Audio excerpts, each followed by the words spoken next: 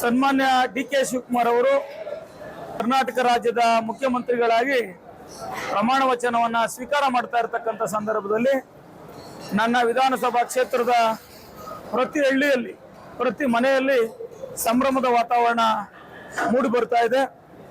ನನಗೂ ಕಾಂಗ್ರೆಸ್ ಪಕ್ಷದ ಶಾಸಕನಾಗಿ ಬಹಳ ಸಂತಸ ಉಂಟಾಗ್ತಾ ಇದೆ.